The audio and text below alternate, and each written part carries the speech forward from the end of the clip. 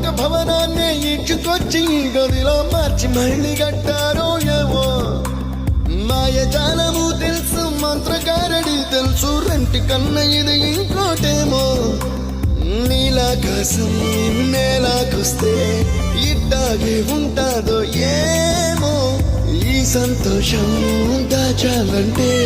హృదయాలు ఓ 100 కావాలేమో ఇంతందంగా ఉంటుందా ఈ లోకం